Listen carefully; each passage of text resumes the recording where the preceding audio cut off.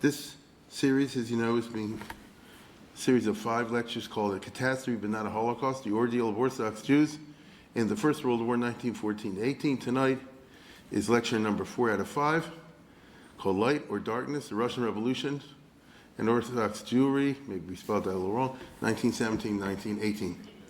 Some might think it's Orthodox jewelry, you know.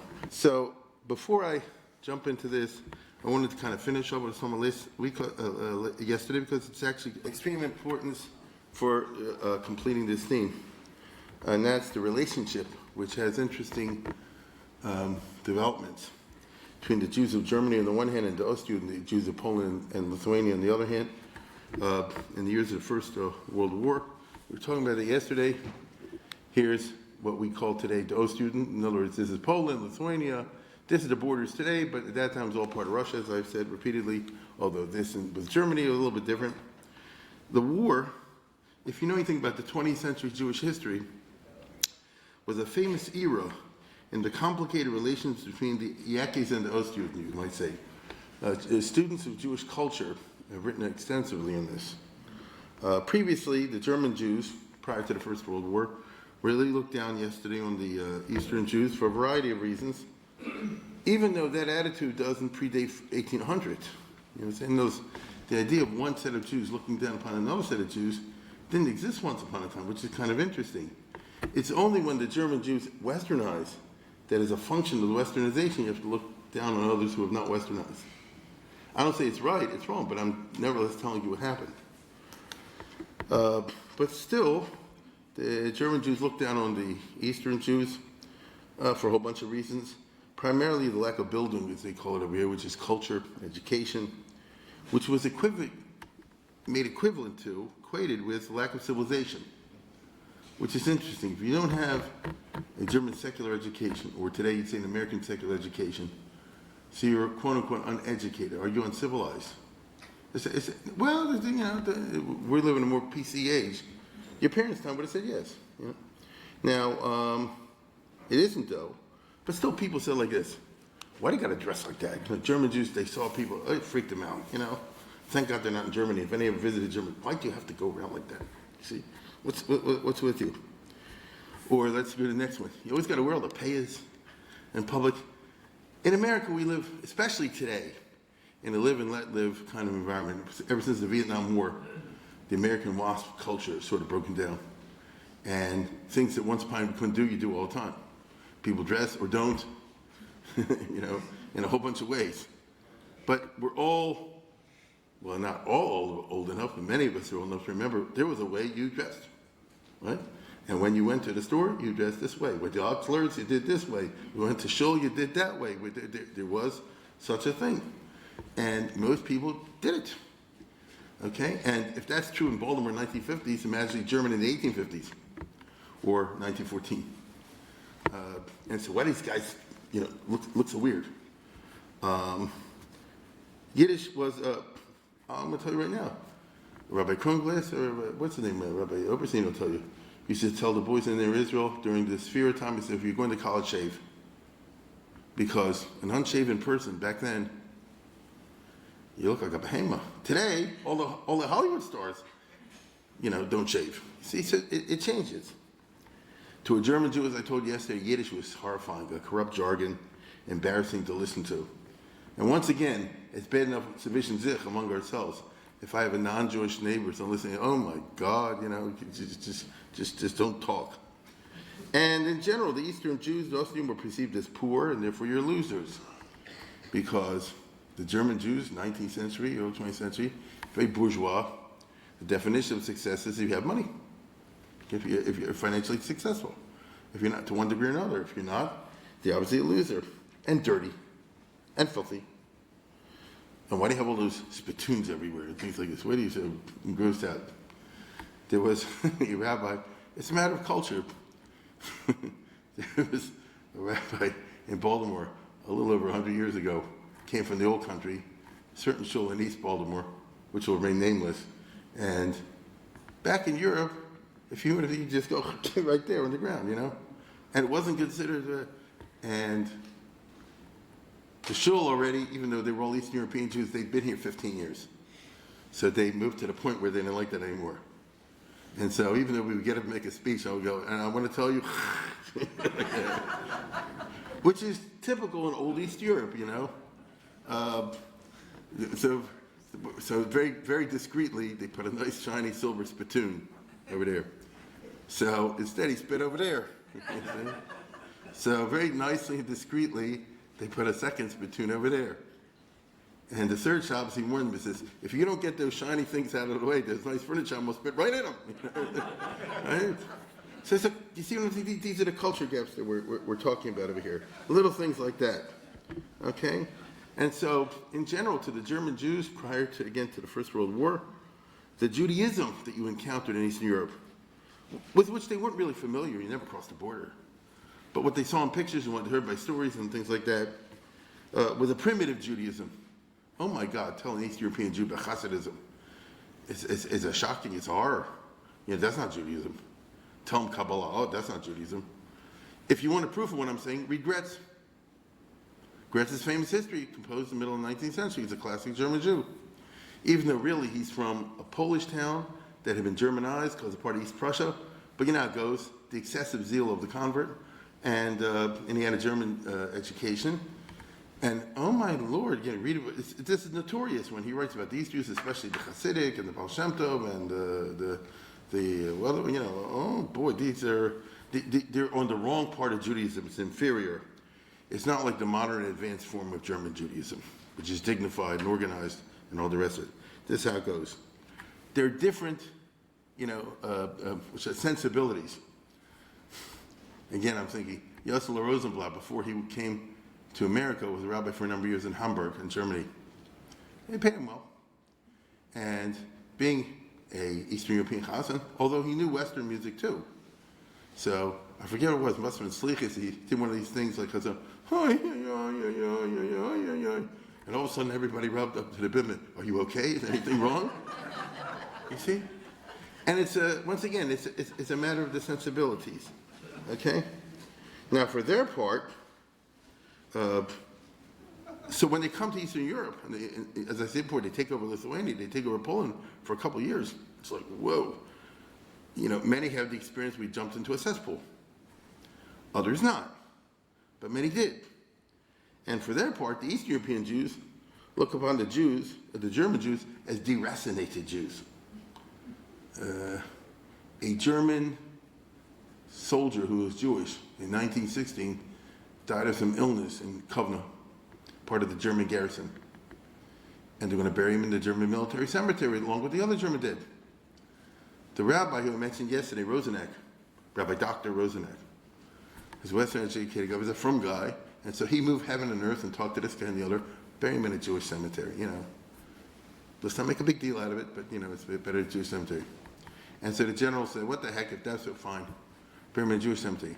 When this guy's family back in Germany found out, they were horrified because they're like Reformed Jews, and they raised holy hell, and they moved heaven and earth to get him exhumed out of the Jewish cemetery and buried with his comrades in the German military cemetery. So how does a Lithuanian Jew, a Polish Jew look upon that? The Dutch Jews, they're not Jewish, they're crazy. You see? That's what I mean when I say, you're talking about two ships passing each other, you see? And that's why there are many books on this sort of thing. As usual, both sides exaggerated, but on the other hand, when you exaggerate, what it means is like this. There is a kernel of truth, I'm just building up a little bit more, but something is there. Exaggeration means you take a little bit and make a big deal out of it, but the little bit is there. In the era I'm talking about, or the fin de siècle actually, in the 15, 20 years prior to the First World War, among a tiny elite in German Jewry, a very small elite, there began to be something of a reappraisal of the Eastern European Jew, especially of Hasidism. This is a start with Martin Buber, who was a young man and published his famous Tales of Rav Nachman in 1907 in Germany, and was a bestseller among the German Gentiles. The German Jews freaked out. A Hasidic story, don't do that. And when they found out, the others like, oh, okay, you know.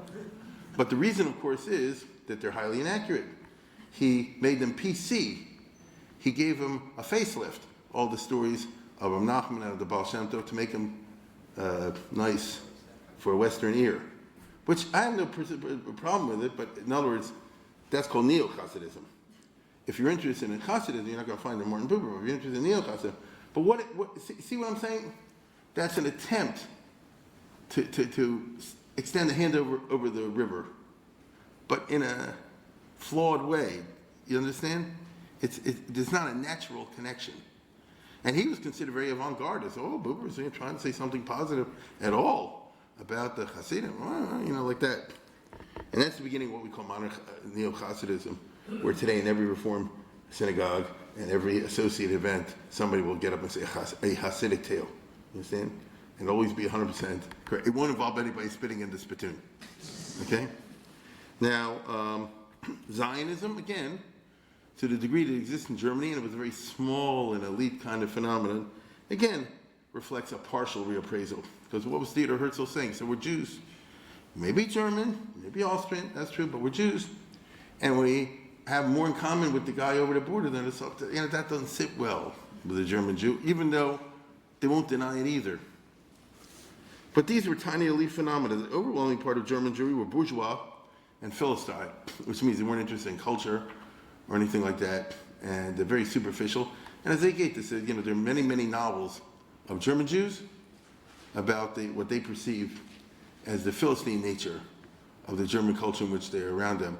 People go to shul on Shabbos, nobody's actually down, they spend the whole time yakking about business and things like that, you understand? And it's all about the ladies, who's got more rings and bigger jewelry and so forth.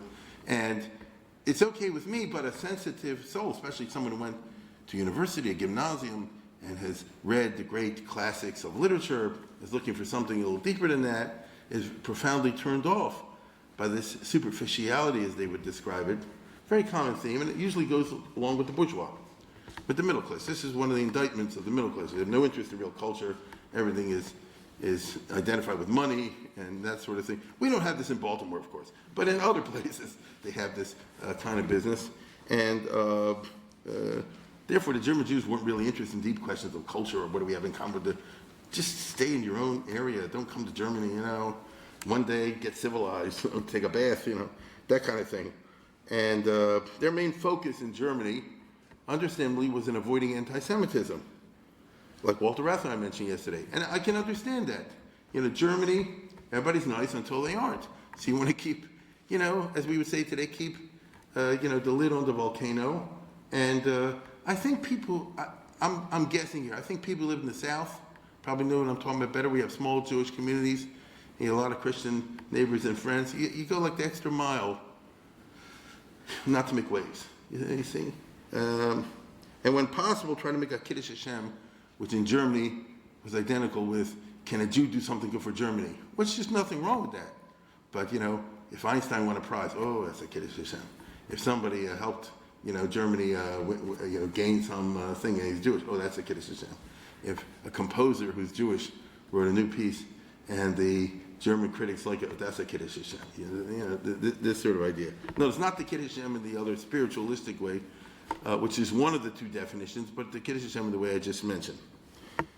And then, of course, came into this world the conquest of Poland and Lithuania, which I described yesterday. The Germans, Jews, and Gentiles encountered the reality of a gigantic Jewish presence in Poland and Lithuania. This was a shock and reflected in all kinds of literature. You have plenty of letters and books and things like that. People writing home. People have done a lot of studies on this. The guy Ashheim did a famous thing in the 1980s. Now, it wasn't a normal encounter. If a Jew meets another Jew, it's not a normal encounter. He's part of the occupying German army. He's part of the conquered people. It's not like you and I meet on equal terms. It's not like we have a frank conversation. Do you see what I'm saying? It's very complex and complicated. The encounter over these 4 years, left radical negative impressions and radical positive ones, and that's really a fascinating subject, and I'm only going to touch on it tonight because of the time. Negatively, oh my God, the German Gentiles and the German Jews for the most part. The weird dress, what is Asia? It's not Europe. Somebody went into Vilna, the German officer, he says, I left Europe, what is this? I walked into, and in a negative way, because this is the early 19th century. It's not today, with everything's PC. Once upon a time, Europe is civilized and the rest of the world isn't. And I walked into here, oh my God, what happened over here? Okay? And that, by the way, was Misnagdim, not Hasidic. It's Vilna. Imagine when somebody walked into Warsaw or Lodz or one of these places where it's all Hasidic. Oh my God, what is this? We Germans never knew that there's like a whole thing like this not so far away from Germany. How did this happen? And I remind you, it's not like Germany where there's a few Jews here and a few Jews there. The whole doggone neighborhood is Jewish from top to bottom. They will encounter, will they not, entire towns all of whom, or almost all of whom, are Jewish. It's called Poland. You understand? That's the reality in many places. And so what is this? The filth. Eastern Europe is Eastern Europe. They never heard of modern hygiene. Just get used to that. If you're German, by 1914, you pride yourself on what you and I as Americans pride ourselves in. It's some kind of basic standard of cleanliness to which you're not going to find the right equipment. One of the things the German army does in the years that it occupies Poland and Lithuania is they carry out a thorough house cleaning, including delousing everybody and steaming the houses and all this kind of stuff. I'm not a public health person, but they do a radical public health business. And when they're doing it, what is pervading the German consciousness that you see in letters and newspaper articles, all the rest of it, you're starting a precursor of Hitler where the Jew is equal to the rodents, to the lice. Do you see what I'm saying? And by the way, how do you get rid of rats? How do you get rid of insects? You see where I'm going, right? Now, so you see a lot of that. The shocking lack of hygiene and resulting diseases, it's like the measles thing today, right? But times 100. We freak out, I do, when you say, oh no, the Hasidim in Williamsburg, or I don't know, wherever it is, they say, oh no. And the reason you see is it's in the newspaper, it's on the internet, oy vey, oy vey, oy vey. My wife was in the, what's the store in Timonium, whatever, one of the grocery stores there.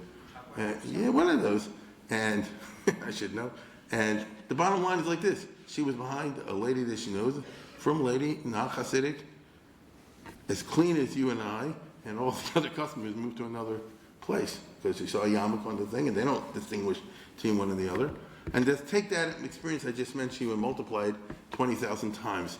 The German army goes to Lodz, to Lublin, to Warsaw, to Brisk, to Kovna, to Shavel, and so on and so on and so on and so forth. Okay, you can't. The German, we have plenty of records. Jewish soldiers in the German army all want to jump in a hole. Right? I mean, they feel the worst. Get it? Because the buddies say to them, "This is Jews. This is Jews." What are they supposed to say? Like one city, you can maybe come with an excuse. Nachamo, Nachamo, Nachamo. You keep running it. What is with you people? Right? What is with you people? Worst of all, prostitution. Subject that people don't want to talk about. For some reason, the First World War saw a gigantic moral collapse in Eastern Jewry. There was a crazy proportions. And I'm just telling you the way it was. And he found a million girls and this, that, and the other involved, from all kind of families, all kind of backgrounds. And if you're a German soldier, look at this. Here's the brother saying, come on with my sister, just give me 5 cents. Or something like that. And here's what they call a tea room, for the German. And all throughout Eastern Europe. So if you're German, what do you end up saying? What's with the Jews? And by the way, General Ludendorff and the other guys asked these rabbis, from there, what is it with you people? And what's he supposed to say? Now, this is part of life, but never know if for some reason there was like a crash in the year 1914, 1918. I myself don't know exactly the reason, and I'm not sure anyone, I could be wrong, I'm not sure anyone has, there's a dissertation waiting to be done, but it's not a pleasant one, but it's a reality, and get used to it. Which is why you just have the collapse in a moral order in many, many places. Let me say this. Neither you nor I would like our house to be located a block away from our army base. Not if you have a daughter. No, it's got nothing to do with anything, it's just what it is.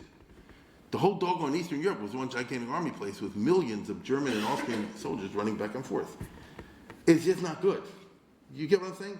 Aside from the fact that people are starving and they need food and they do crazy things for food and all the rest of it, but why would a father do it to his daughter? Why would a brother do it to his sister? It doesn't make any sense standing to us today, but all I can tell you is this happened. I was last Friday night at a bar mitzvah sitting next to Sheftel Neuberger, and he said, "Oh, since you're giving this speech, I'll tell you one thing. Rabbi Ruderman used to say the First World War was the ruchnius dika churban." Okay, no, it was the spiritual destruction of the Jewish people. Second World War was the physical destruction of Jews, and he lived through it. So notice he witnessed what I'm talking about, which is just the whole business came crashing down. Now, I don't like to judge anybody or anything like that because the times were tough and so. Still, with all the excuses in the world, it was the most gigantic Chil Hashem possible. And what did the Germans do? They said, what is this? Okay? Everything I'm telling you will appear in Mein Kampf. Because Hitler was in the army, he wasn't in the East, he was in the West. But he knows these things were all over the place. They're all in the newspapers, the articles, all the rest of it.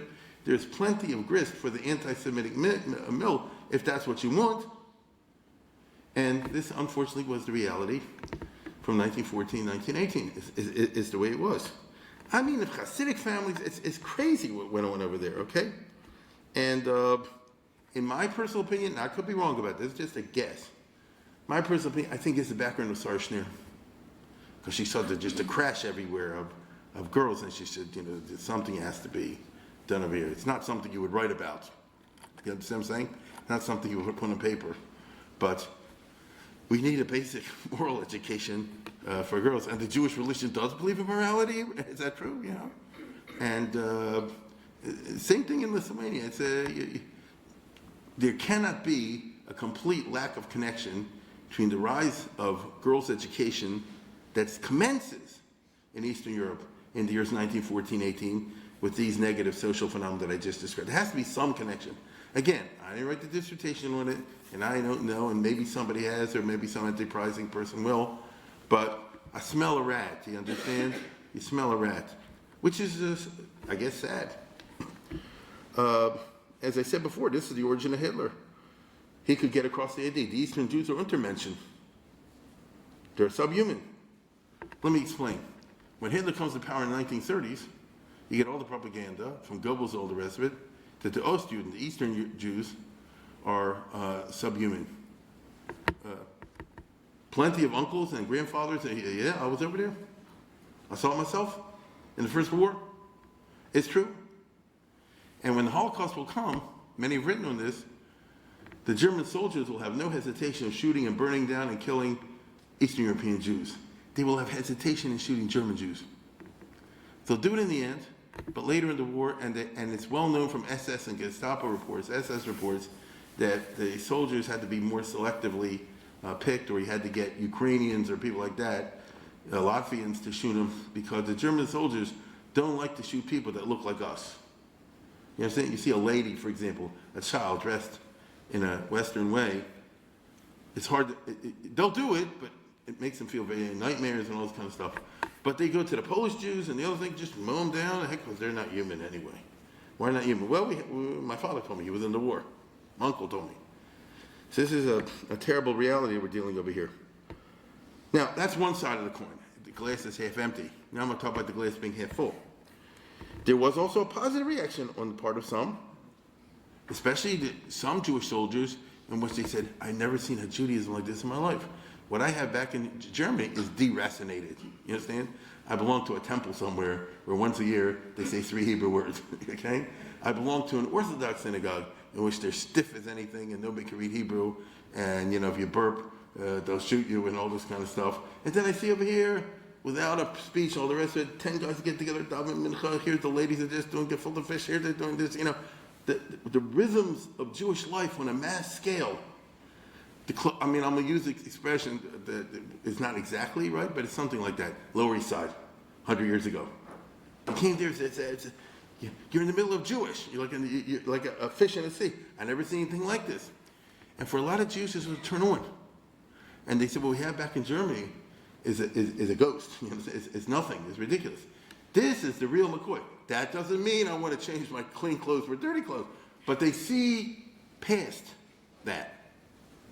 Like in the pictures I showed yesterday from Hermanstruck, in which you see past certain externals, and you see what lies underneath it is a frank Judaism and open Judaism These guys get together, these Hasidim could be in the middle of German headquarters, it's time to Dam Milcha, they go in the corner, Dam Milcha, shout at the top of the voice, it's Allen Bud, you know? They don't care what anybody thinks about him. And some German Jews say, how come I don't have that in me? You understand? How come I don't have that gumption? Or you see the women and so, you know, you had that experience. And it's again, that too is written about very often in the literature. And frankly, this is the beginning of a trend that starts in World War I and lasts until Hitler, because that's all it could last, of a rightward turn among German Orthodox youth, in which, for the first time ever, as soon as the war's over, they began going to Lithuanian yeshivas, which is something that never existed before, for a whole bunch of reasons. One of the reasons was the Untermenschen business. Another reason was you're not allowed to cross the border to Tsarist Russia, right? Except on business, you know, in rare cases. You couldn't go if you're German and study in the Russian Empire. But after the First World War, Lithuania will be a separate independent republic, and you can go there. And people came back, and you know, the older brothers like us, wow, and I was in Kovna and Vilna, and there, wow. And if you're a certain type of kid, like Rabbi Neuberger, for example, you know, if you're a certain type of kid, say, I want to experience that. Rabbi Schwab, I want to experience that. And this is unusual because now you're having a declaration of self-inferiority. Till now, the German Jews are the ones that had it right. And now they say, no, but I want to experience over there, even though it'll be an outhouse and not a toilet. It's, you know, I'm willing to do it. It's a very interesting phenomenon. This is all primarily in the 1920s and the early 30s, or maybe the 30s in general. And there are many examples of it also. And this is where you find those German Jews that quote-unquote go yeshivish, which didn't exist, of course, before 1914. And there's a famous letter of the Chavetz Chaim. He writes right after the war, in the early 20s, come home, you know, come home. It's an open letter he writes to the German Jewish youth. Now, I don't know how many people read a letter in Hebrew from the Chavetz Chaim, but nevertheless, it reflects a tone in which you've been away too long, you know, come home and experience home cooking, as we would say today. You know, mama's cooking, and you find it's amazing. You begin to see, again in the 1920s, the Lithuanian Jews, who before were like the underdog, as it were, you know, judging the German Jews, the other way around. There's a famous letter from one of the big Lithuanian Rosh Yeshivas, Baruch Ber Leibowitz, many are familiar with it, where he says, you know, German Jewry, Sam Smeivorish was good, but it's a b'di'ev and not al-chachila. You understand? No, he meant well, no question about it, all that kind of stuff, but. This is the real thing. And these are trends that dominate the world that you and I live in until today. So again, it's the First World War, or the reaction to the First World War. As a result of the war experiences, the relations between the German Jews and the Ostjuden would become more nuanced. As I said before, in the 1920s and 30s, and historians of culture are fascinated with this. To study Germany and East European Jews in Germany and vice versa in the 20s, early 30s, it's like a million books. Agnon is from that time, you know what I'm saying? Bialik is from that time. You have a whole bunch of these people back and forth who will become the heads of the German rabbinical seminary in the 1920s after First World War over Litvaks. You know, Avram Elio Kaplan from Slobodka and Yechiel Weinberg. These are famous Lithuanian rabbis, but the German Jews, well, they know better than us. The Talmud, you know. It's just you find these more nuanced relations. Now, I just wanted to throw that in because it would be derelict on my part if we're talking about the impact of First World War on Orthodox Jewry to leave that out. But now let's get back to Russia, as I promised to do tonight. If you remember in our last episode, the Russians conquered a big part in 1915 and then stopped. The front didn't really move anywhere in 1916, so the whole year 1916 was fairly stable. I mean, they fought, but nothing really happened because the Germans put their main kochos into the west. Now, they didn't do anything. It's called Verdun. The French wiped out the Germans, the Germans wiped out the French. That's all that happened. But nevertheless, that's where they put their main effort. On the one hand, it was clear, though, to the Russians that you're not going to be able to dislodge the Germans. This was a big blow to the prestige of the Tsar. I mean, what did you do? You got into a war, and you lost Poland and Lithuania. It's a big chalik. And whatever is going to happen, it is very unlikely you're ever going to get back. I mean, maybe the Russian army maybe will be able to prevent the Germans from going farther in, and that's doubtful. But one thing is for sure, we ain't coming and retaking that. So what's the plan? And if you're a Russian patriot, it like really kicks at you, like this tremendously undermined the legitimacy of the Tsar, right? Like in politics, the worst thing is, you lose a war. That's like your, number one delegitimator of authority. And this is what it is, a major diss to the Russian prestige.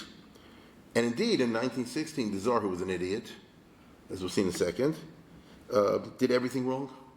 I mean, it's like you give them a bunch of cards, they always pick the wrong one.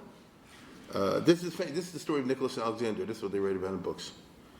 First, the Tsar assumed personal command of the army. You're losing. Why do you want to be the one in charge? Get it? Used to be his uncle, who was no good. But he was at least basically competent, the Grand Duke Nicholas. He was able to prevent the Germans from surrounding him. So, all right. And now, you take over? What the heck do you know? And this is your Chief of Staff, General Alexeyev. I mean, okay, so why not make him the Commander-in-Chief if he actually knows what he's doing? Right? It doesn't make it. Hitler, by the way, did the same mistake, didn't he? After Stalingrad, Hitler said, I'm taking over. You let me understand that? What if a guy said like this, I'm doing the surgery. I'm a mailman, but I'm going to do the surgery, okay? It's weird. So that's number one. And the reason I say this is because any defeat is going to be personal. Number two, then he bungled the one thing the Russian army did right. Because in the south, facing the Austrians, where you saw the Austrians always stunk, and so that's where the Russians had a chance. There was the famous Brusilov offense, General Brusilov. Brusilov was a competent Russian general, and he said, give me my head, and I can smash through the Austrians and, maybe get to Vienna or Hungary or something like that, if I'm given enough men and this and that and the other. But it's got to be coordinated at the same time. No, let's put it this way. If it's me versus the Austrians, I can bust them. But if the Germans come to help, I'll be in trouble. So I need at the same time that I'm fighting these guys, you should keep these guys busy. So what did the Tsar do? He gave them for these guys, but he didn't attack these guys. So what happened? The Germans came down and rescued the Austrians. So by the time it's all over, the Russians made a brilliant offensive. They broke through the lines. They captured this and this and this. And then like a seesaw, the Germans showed up and pushed them back. So when it's all over, you lost 1 million men. And for what? For garnished. You see? And people knew that because the Tsar had, interfered and this kind of stuff. The government in St. Petersburg was so confused that, they write about this sort of thing in the books. The government in St. Petersburg was so confused that on the one hand, it continued all during this disastrous period on expelling the Jews, persecuting them, killing them on trumped-up charges. But on the other hand, the flood of all the people you expelled means you got to dump them inside Russia, which is against your plan that you want to keep the Jews within the Pale of Settlement. So if you want to be extremely technical, it's like a Jeopardy question. It's not a Jeopardy question. He said, who ended the Pale of Settlement? So usually the way they say it is like this. When the Russian Revolution came, that was the end of the Pale of Settlement. Because they got democratic, all the rest of it. I get it, but not exactly. Nicholas II, he ended it because he said, send all these million people here, and where are you sending them? They said, we can't stop here, keep going, can't stop here, keep going, until they kind of came all the way deep into Russia. Then the Russian people said, what do you bring all the Jews for? You understand? Like, what's this all about? And so it's the very opposite of long-standing Tsarist policy.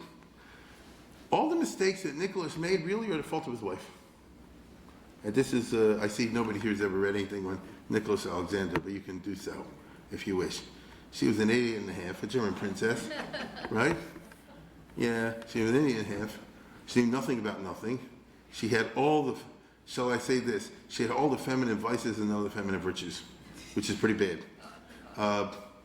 And she insisted on interfering with the husband every time, and he was a henpecked husband. Now, this is really true. You'll see this in a second. He's a henpecked husband. He was a normal guy, but bizarre Russia needs not a normal guy. You need somebody big. And he wasn't that at all. He would have been good as Ozzie and Harriet. Everybody knows that. That would have been fine. Just be an insurance salesman or whatever. That he could handle, but anything above that, he definitely couldn't handle. And she would say fire this guy, appoint this guy, don't listen to this general, appoint that general, and she knows nothing from nothing. And he went along with it. And this is what I mean, you thought I was being witty. It's, this is part of what they call the tragedy of Nicholas Alexander. As a Jew, it's hard for me to shed tears, Nicholas Alexander, because they persecuted and killed so many Jews. But on a personal level, it's a tragedy, okay? She's the one who brought in Rasputin, because the son, you know that. Her son had hemophilia. Rasputin was able to cure him, and that's what they said of there. Now, let me tell you something interesting. I haven't come to a conclusion in my own mind. There's a lot of evidence that all the Hollywood stuff they say against Rasputin is a bunch of Lashon Hara by Russians of various stripes. The best I can tell, it's very interesting. Best I can tell, Rasputin was actually friendly to the Jews. And he told the Tsar, don't beat him up. But the Tsar didn't listen to that, which is typical. He listened to all the dumb ideas, he didn't listen to the good ones. And he had a secretary, this was Rasputin's secretary, Asimov. And I mean, you can't make this up. Well, you can, but and he ran his office for him and all the rest of it.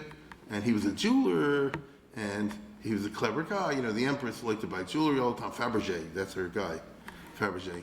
But this guy was competing with Fabergé, so he gave it to her at cheap prices. And actually, she said, "Oh, I see you're an honest Jew," you know.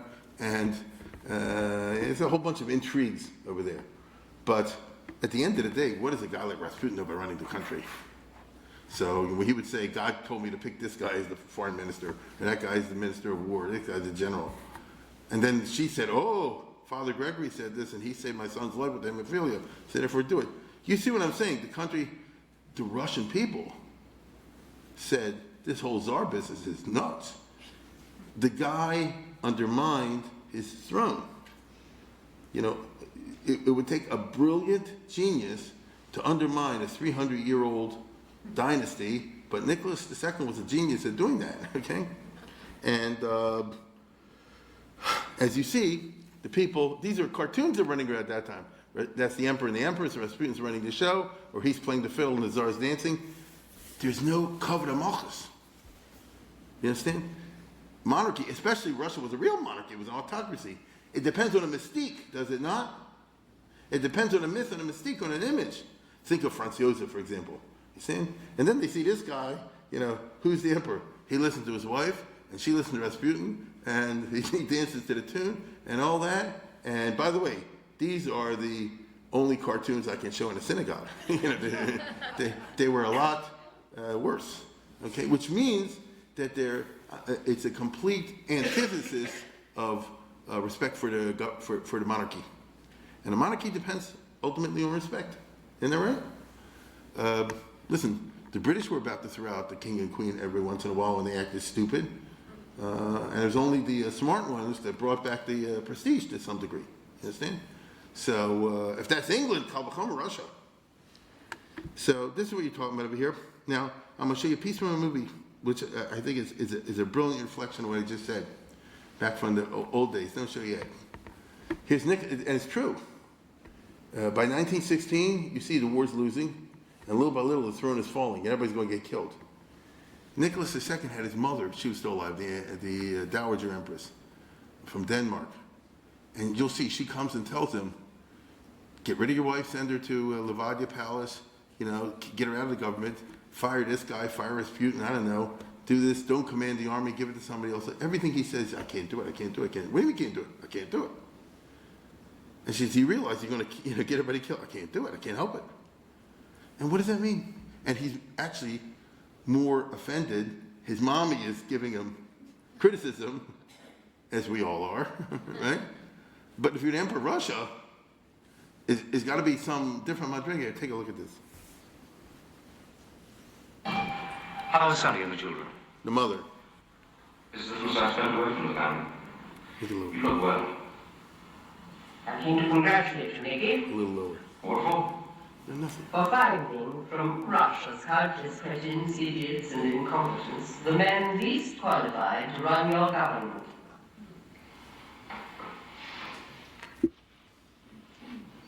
Would you like some tea? I've taken tea. I've tried to understand, but I can't. I sometimes fail to judge men well. Sometimes, how can one man make so many mistakes? Why did you stop our Austrian campaign? Our casualties were 10. But surely you knew they would be before you started. Theirs were larger. Mother, what do you know about strategy? What do you? What are you doing here anyway? There isn't a battlefield within 500 miles. It's important that I'm here. Your place is in Petersburg. Don't you know about the riots and scant starvation? They hate your wife. They think she's a German spy. How can you let that foolish woman ruin your country? Only after this. Someone has to make you see sense about her. Can't you think of anyone else? Can't you think of the rest of your family? Can't you think of Russia? Her father were alive. Don't throw him at me. He knew how to be a czar. He'd have burnt Vienna down, stamped on the Germans, and shot the strikers. Anything to give Russia peace. And he'd certainly have known how to deal with Rasputin. He is a man of God. Do you believe that? He works miracles. He's alive. Do you believe that, Nicky? Sonny does. She needs him. Hang him. I don't wish any man harm, but some Russians will die if you don't. I can't. We send him to Siberia. I can't. He's going to destroy us. Millions of us. But all because you can't say no to your wife. It's in God's hands. That's no answer. I see what's happening. Then act. Come back home. Hang this man, send Alexander to Nevada, and deal with the real problems. I can't. In heaven's name, Nicholas, what to do? Guess what I'm doing, Mama? There's nothing else that can be done.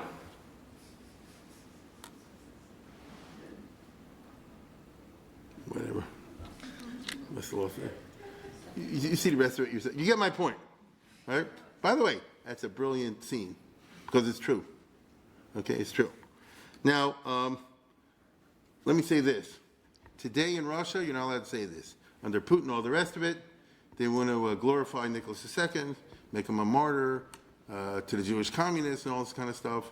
There was even a whole poo-boo because somebody recently made a movie which showed Nicholas II when he was young had an affair with a dancer. And I kid you not, and so on and so forth. But anybody that gets past that mythology knows the guy was the biggest loser that ever walked around, as I think you just saw a little bit of in this scene. And he's the reason for the Russian Revolution. No, he's not. If you believe in the protocols of Zion,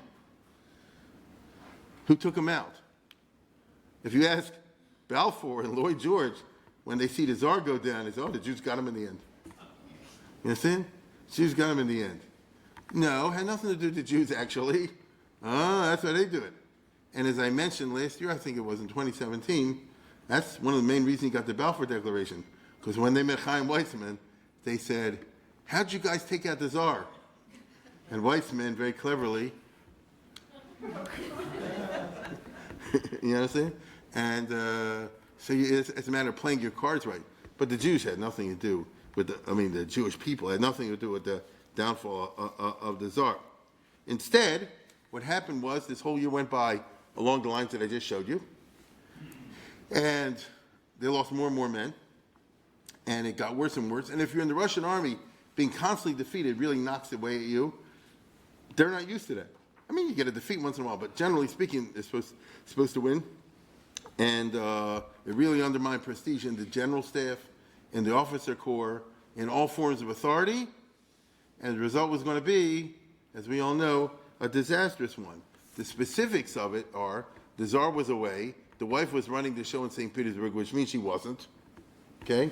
So the cabinet would say, come and join our meeting. I can't come today, something like that. I mean, you can't believe the level of loser that she was. And they they had to introduce bread rationing, and there wasn't enough. And you had bread riots, okay? Which means you're not managing your economy well, agree? One thing you want to have, bottom line, everybody should you have bread every day? Otherwise, what do you expect? So the French Revolution. And since there wasn't bread, people start rushing in and attacking bakeries and places with grain.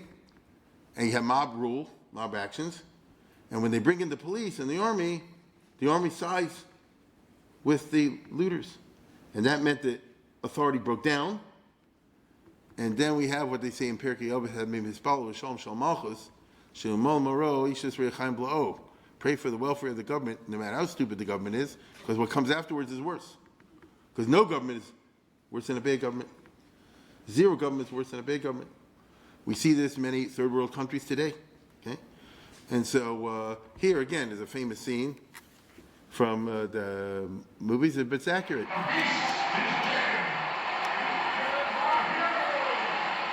Yeah.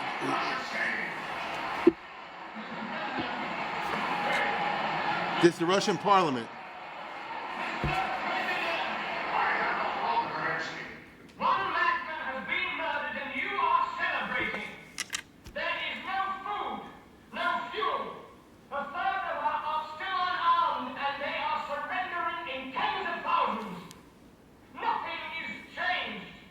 The German Tsarita is still running the Tsar must stop hiding with his soldiers and come back to Petersburg. Chaos is coming to Russia, and he should be here to deal with it.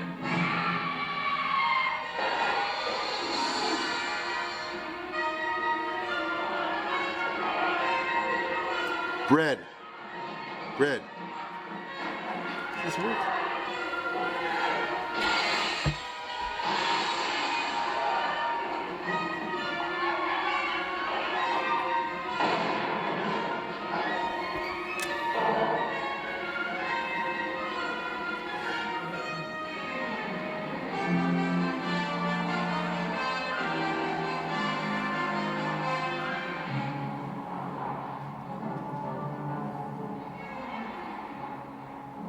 Here's the army.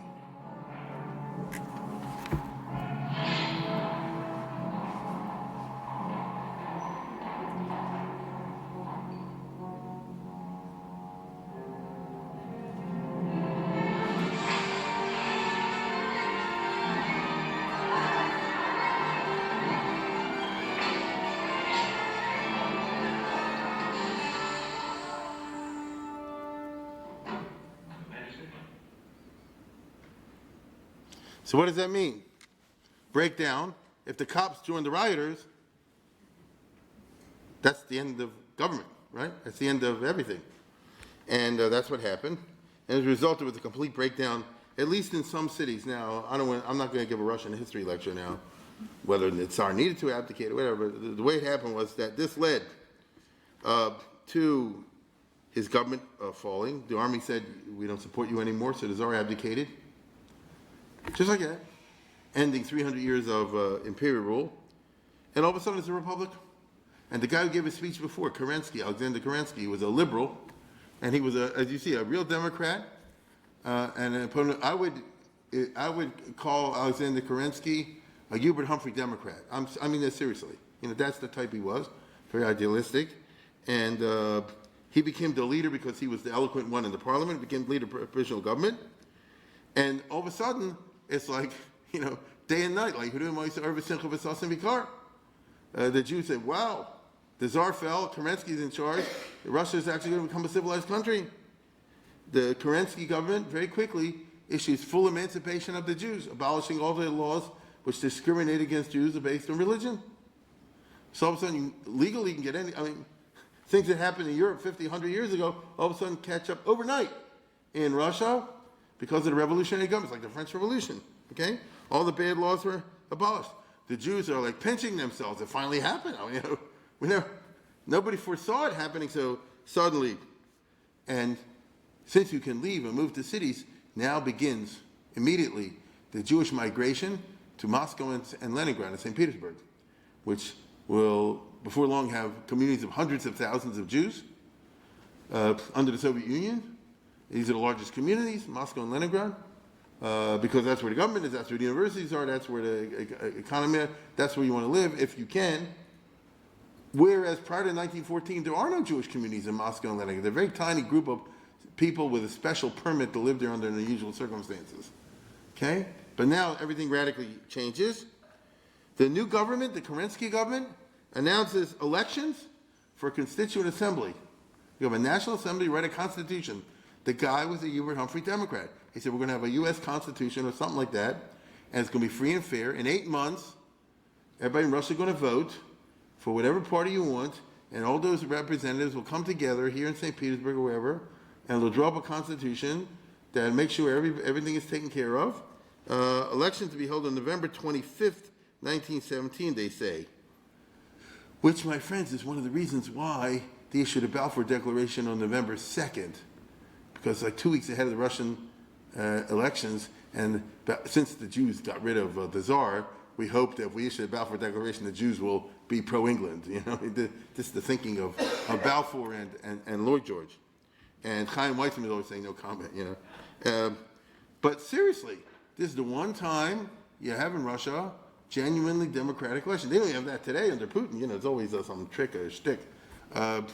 It's remarkable, okay? It was 100 years ago. The Jews in Russia and elsewhere around the world cannot believe theirs. I mean, in America, there were like, celebrations.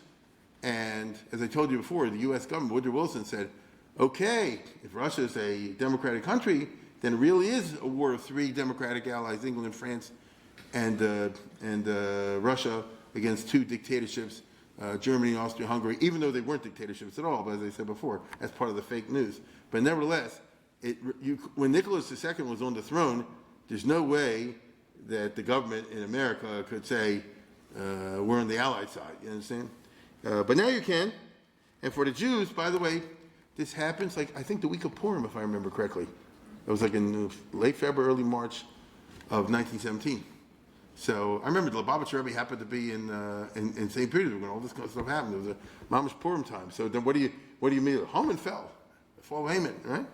And the people, you tell me, what are Jews talking about in the shul, at the mikvah, at the grocery store? I mean, they're hawking politics like crazy. Why not?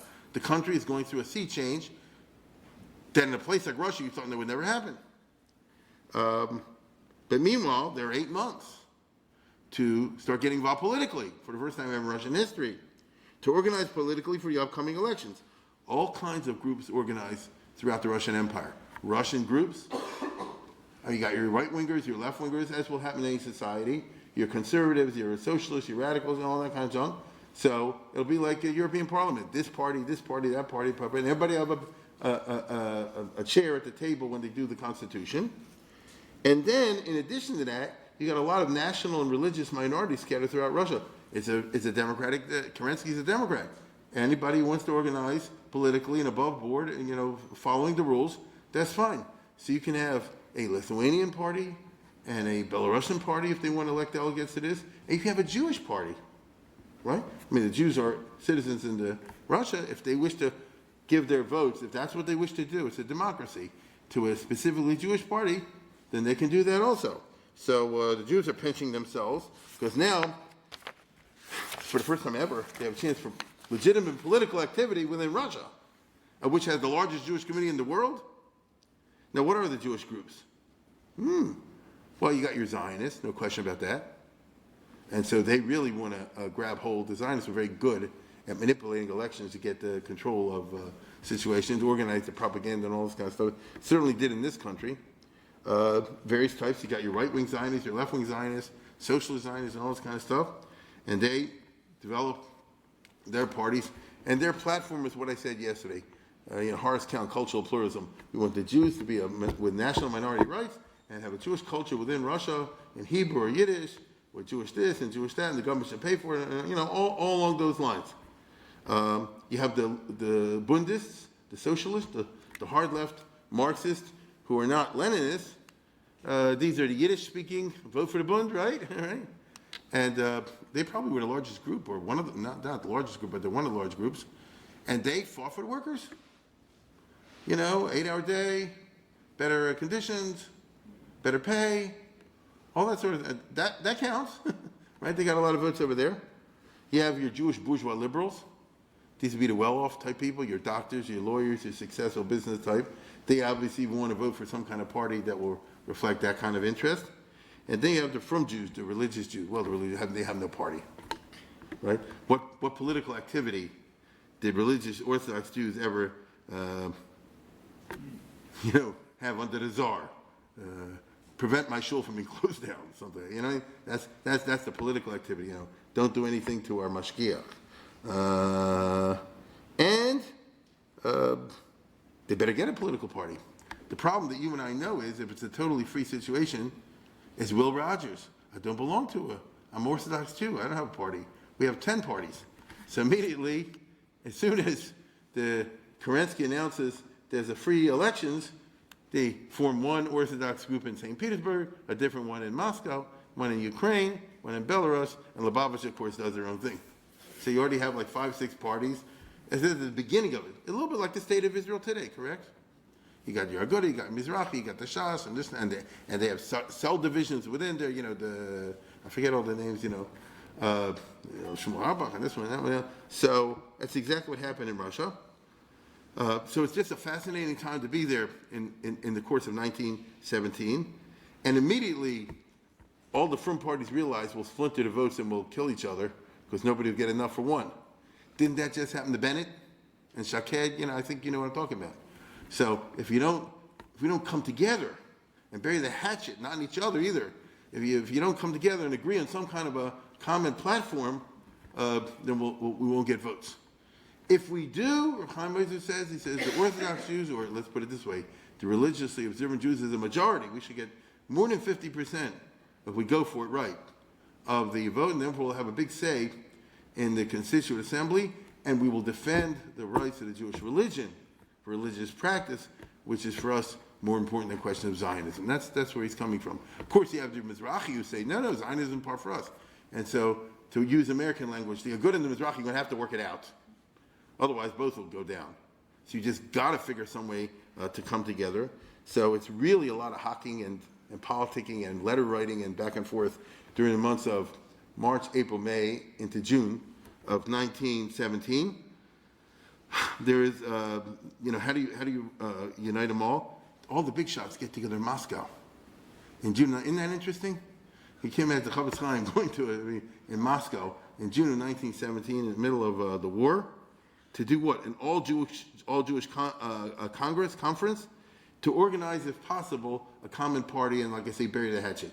Agree for political purposes to on a common platform, and we'll agree to disagree on the things we can't agree with, which is what political parties are all about. Agree? Is there a right wing, a left wing of the Republican Party, Democratic Party? Maybe not now, but there used to be, right? So you know what I'm saying. You have different interest groups, okay? And so are we able to do this? Look at this. You have all stars. Chavetz Chaim came, Reb Chaim Ozer, Moshe Mordechai Epstein. This is Rabbi Lapanovich. I'll talk about in a minute. Famous rabbinic. Lubavitcher Rebbe came. That's Lubavitcher. Reb Shab, right? And more. How much room do I have on the slide? You have all these big guys, and all of a sudden they say, I guess I'm putting the learning aside. We got to come now, because this is the political future of the Jewish masses, especially religious Jewish masses in the upcoming Russia. And they have a parliament. They have a whole meeting when they hammer it out. And this one's in favor of this, not in favor of that. And they got it. And everybody knows when we leave, we have to come up with some kind of joint party. Otherwise, we'll lose votes. You understand? We cannot afford to do this because the other guys are worse. The Bundes will take over. Whatever. Is it going to be worse? And so we have to do so.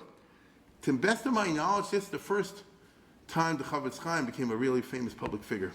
Prior to the First World War, he wasn't so well known. Here's that thing I told you the other day. For those who haven't seen it, they actually took a movie in 1923.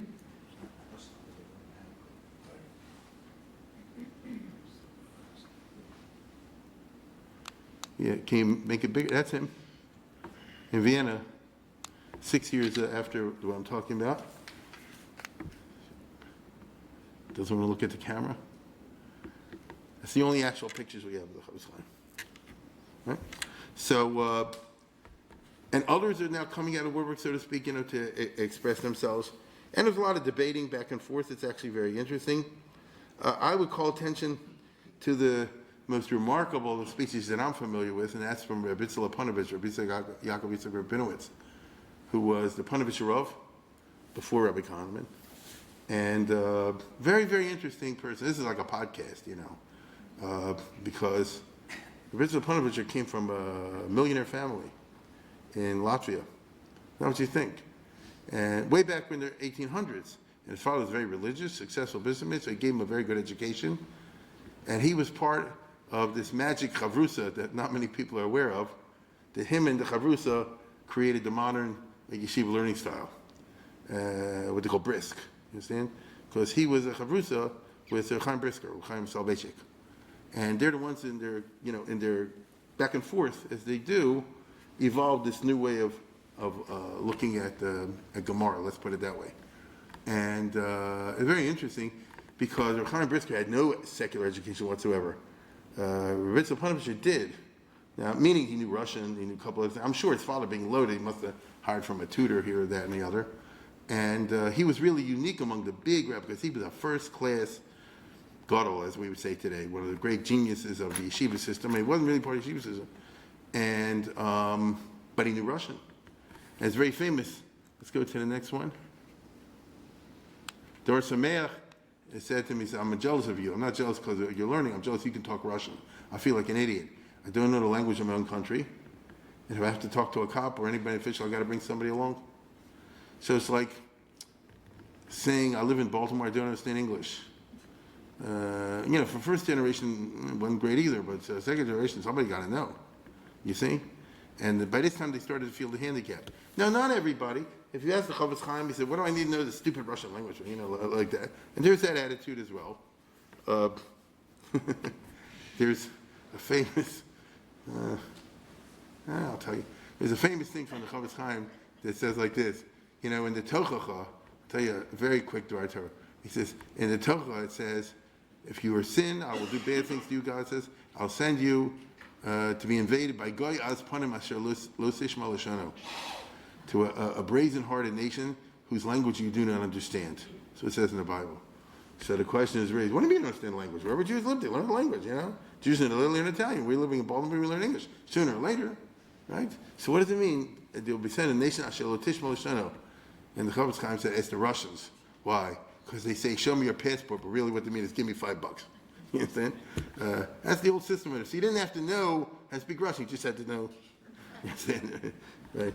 But in the end of the day, it's not really true. You can't get along without understanding the language. So here's somebody who was super firm and all the rest of it as a basis, and he, within the world I'm talking about, the Rosh Hashiva world, the great Geonim, not the A-level rabbi, A+, that level, he occupied the extreme left wing. It's just very interesting as a human being. And he read Karl Marx because he could read Russian. He's very impressed with Karl Marx. The only thing is, he said, it really bothered him. The Torah doesn't believe in Karl Marx. I raised the question: is the Torah, the Chumash, is that socialist or communist or capitalist? According to the Jewish law, if you're hungry and I have bread and I don't want to give it to you, do you have the right to take the bread from me? You see, it's a sanctity of private property. You can't do it. So that's the antithesis of Marx, obviously, and the Victor Hugo. Right? So he, asked Rav Chaim Brisker, what do you think of Karl Marx? Who? Like that. Not him.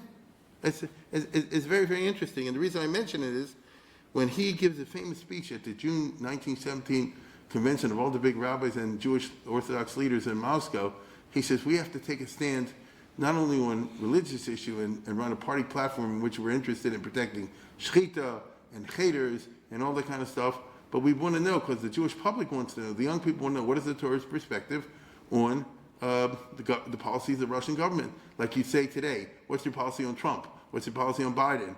What's your policy on the other things? Do you believe in socialism and not socialism? And it's really remarkable that he said, it's true we believe in private enterprise.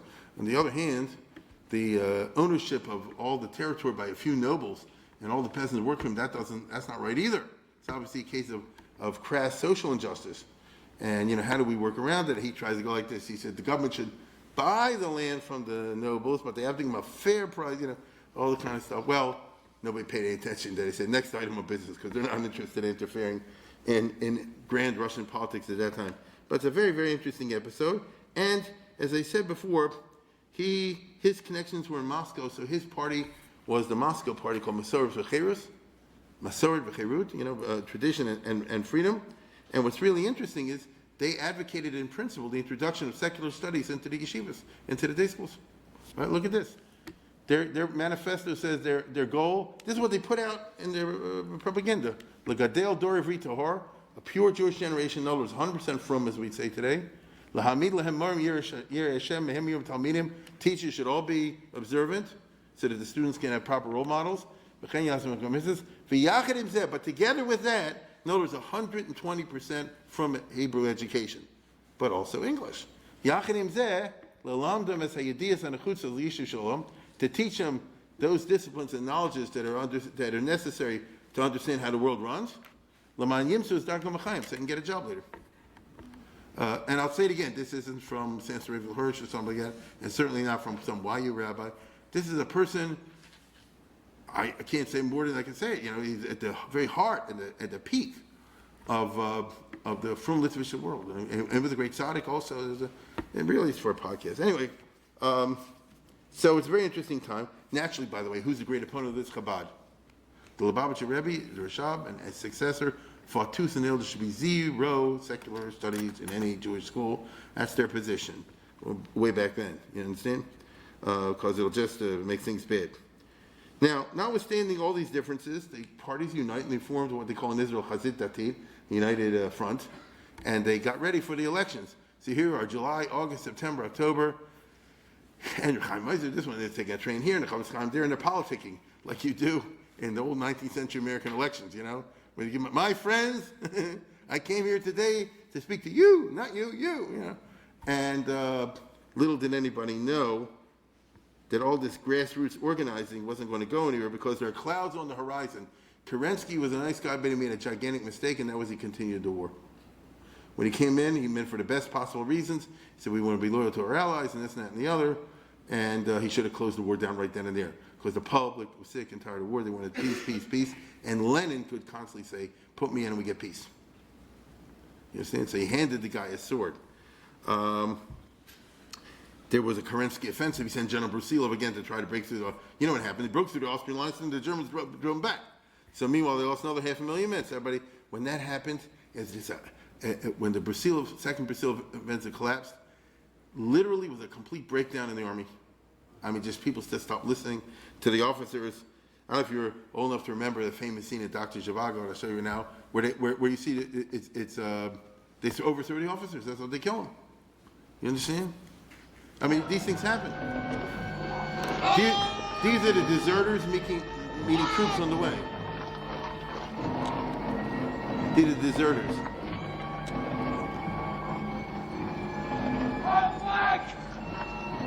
Stay together! Get together and we'll be all right. Be ready for them.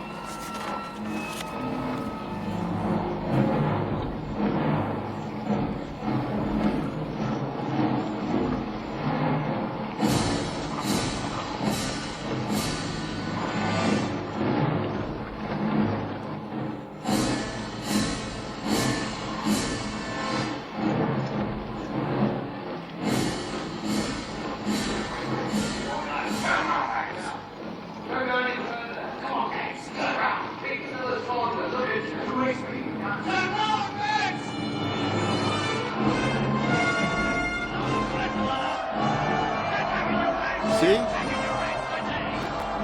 Stop listening to the officers.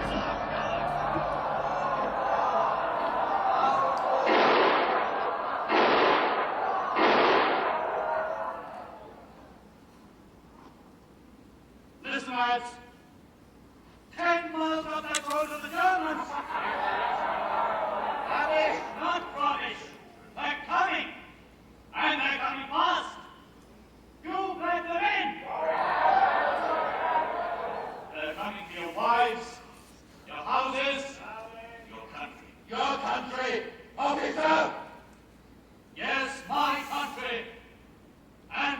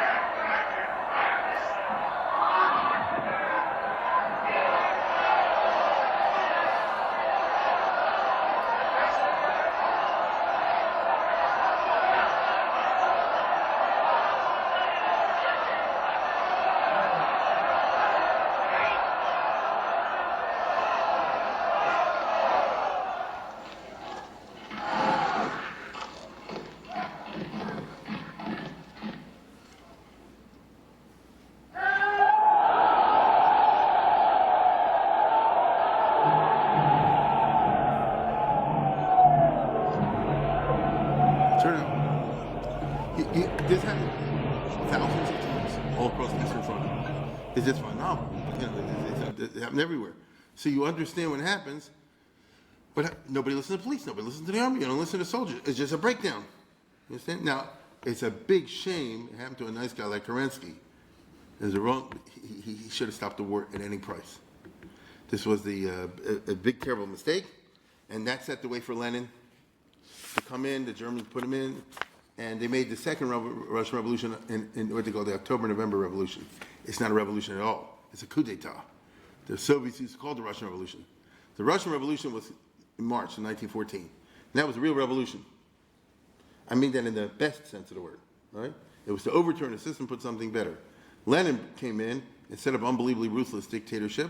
I don't have the time in this to talk about how cruel and unbelievably evil Lenin ran the country, but I'll tell you one thing, he suppressed all this obeyance of orders.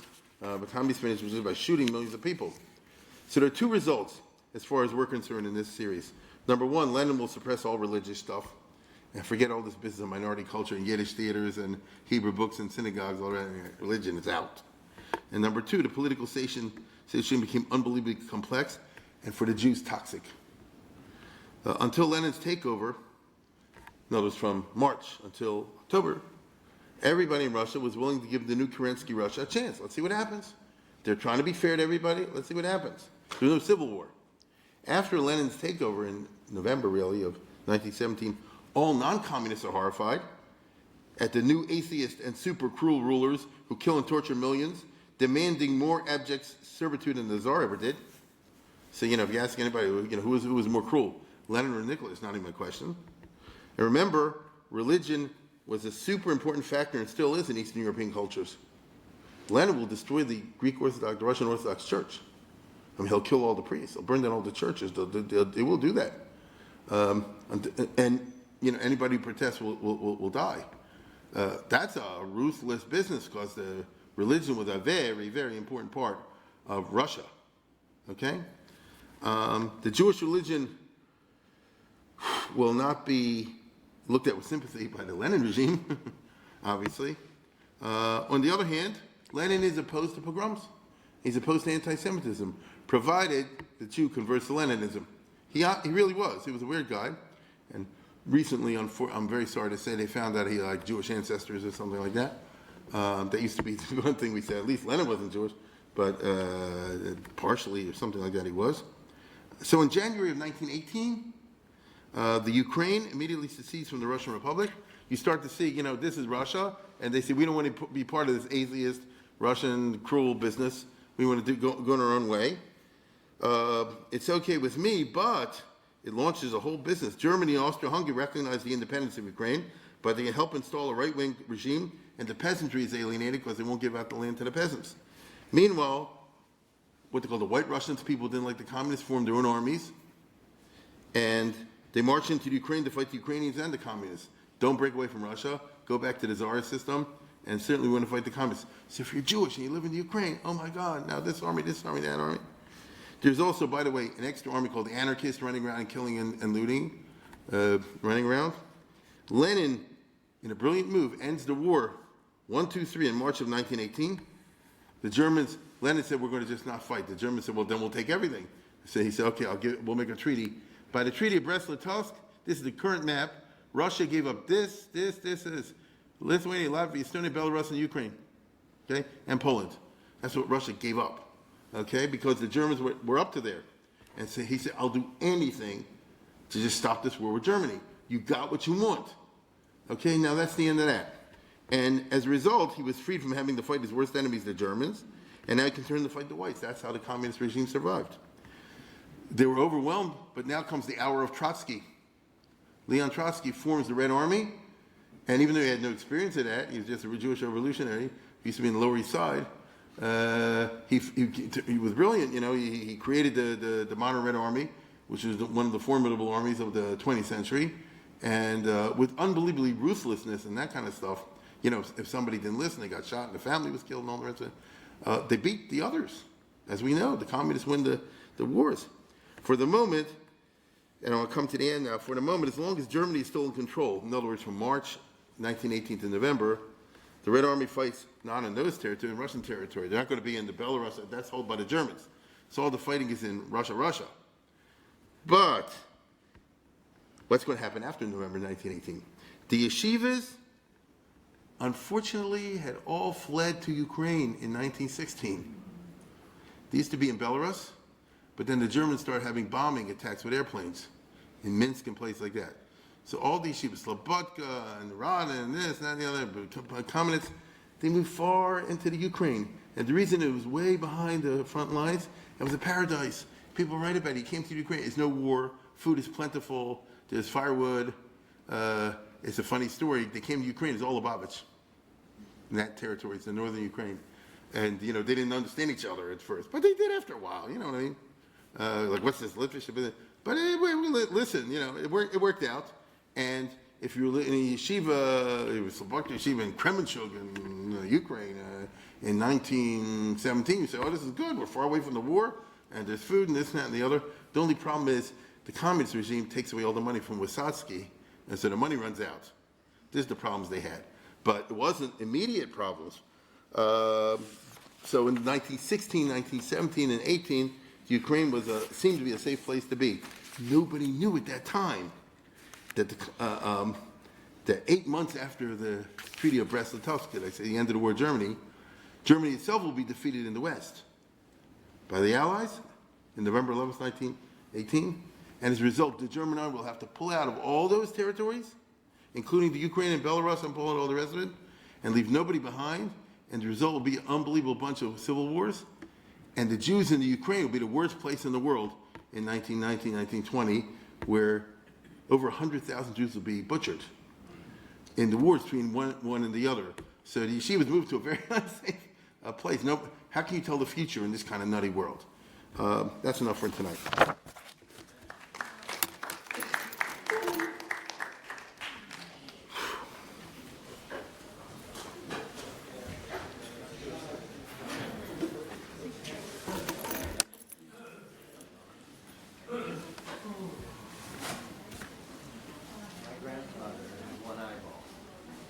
From this time. Oh, really? My uncle, Somebody gouged his eye. but he brought the family over in 1923.